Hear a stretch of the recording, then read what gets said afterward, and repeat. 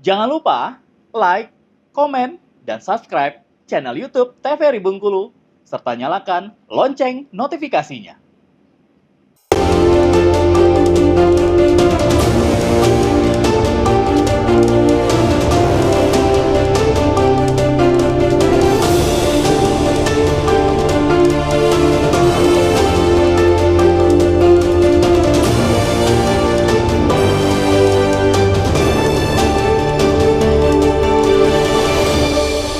Terima kasih pemirsa, Anda kembali menyaksikan Berendom masih dengan tema kita hari ini persiapan pranikah. Kita kembali ke Mbak Yunda. Ini untuk menentukan poin-poin penting dalam tujuan menikah. Seperti apa Mbak Yunda? Menetapkan tujuannya. Betul. Ya. Ini mau seperti apa? Ada beberapa aspek. Yang pertama itu kesiapan secara emosi atau psikologis ya. Bisa jadi kita punya luka-luka sebelumnya sehingga dalam membangun hubungan itu menjadi tidak adaptif gitu. Nah, itu harus kita pahami, kita sadari apa yang bisa dirubah. Kemudian kesiapan secara finansial. Finansial ini kenapa penting? Jangan sampai nanti di perjalanan gitu tidak pernah dibahas gitu. Suami istri nggak tahu nih manajemen keuangannya seperti apa sehingga akan terjadi gesekan gitu. Kemudian komitmennya pernikahannya mau seperti apa? Tadi mau membangun keluarga yang sakinah mawaddah warohmah kah? Atau itu tadi kan sekedar status gitu. Nah, yang selanjutnya itu kita harus paham peran sebagai suami dan istri itu seperti apa gitu. Sebagai istri kalau kita bawa pendekatan spiritual ya, kalau laki-laki sebagai imam nih, leader. Jadi sebagai istri walaupun kadang kita dominan nih, jadi harus bisa bermain peran ataupun sebaliknya gitu. Suaminya tidak biasa membuat keputusan gitu kan. Kalau kita sudah sadari artinya istri bisa bermain peran dan suami bisa bermain peran yang tepat dalam pengambilan keputusan. Kemudian yang sangat-sangat amat penting itu adalah komunikasi. Ya, komunikasi itu sangat penting. Bagaimana mau jadi saling mendengarkan, karena kan pernikahan itu nggak selalu cinta. Ada masanya kita cinta, tapi ada masanya kita fall out of love katanya gitu. Cuman gimana kalau pacaran mah? Kalau kita nggak cinta, udah deh putus gitu. Kalau pernikahan kan tidak sesimpel itu ya. Harus dicari akar permasalahannya seperti apa dan perlu memahami bahasa kasih masing-masing atau love language. Nah, itu yang biasanya akan dilakukan tuh di dalam counseling pranikah gitu. Kalau love language-nya Mbak Putri ini apa sih?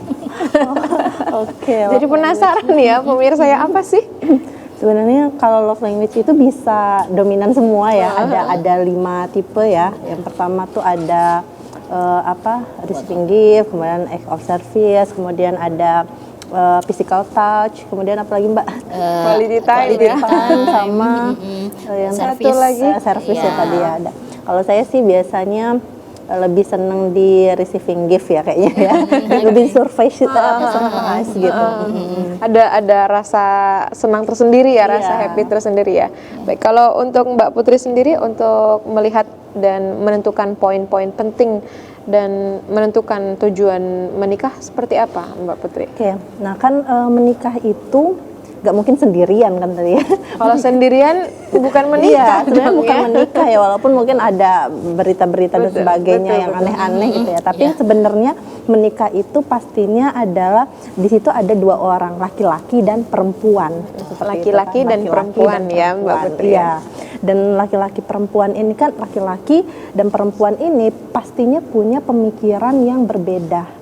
Ya, untuk pribadi manusianya aja dia pasti punya pemikiran berbeda, dan gender juga istilahnya jenis kelamin itu juga menentukan gitu kan. Mungkin laki-laki lebih logik, perempuan lebih emosional kayak gitu kan. Nah, ketika menikah dia kan membangun sebuah rumah tangga yang hanya diisi mereka berdua gitu kan, 2 pemikiran, 2 perasaan gitu kan. Otomatis juga mungkin ketika mereka masih single mereka punya tujuan masing-masing gitu kan. Mungkin yang satu pengennya sukses, mungkin yang satu pengennya yang penting tentram hidupnya kayak gitu kan.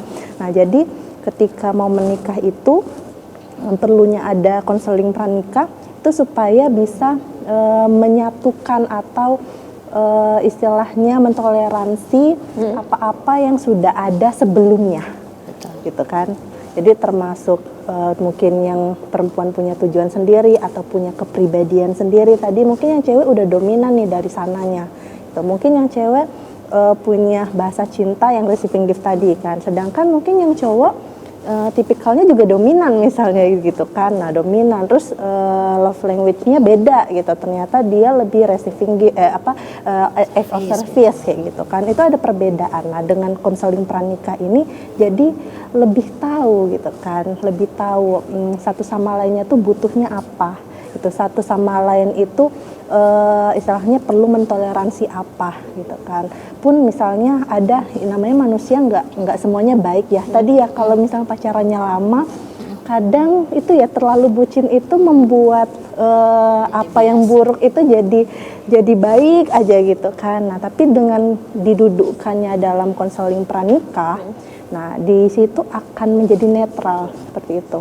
Maksudnya diupayakan netral gitu. Pasti akan dikorek sampai apa nih yang ganjel-ganjel di dalam hati gitu kan. Nanti akan disampaikan. Nah, disitulah tujuannya akan terlihat gitu kan. Misalnya, oh nanti kedepannya setelah menikah nih akan berperan sebagai suami istrinya seperti apa. Kemudian setelah menikah kan pasti ada tujuan juga ya untuk menciptakan keturunan.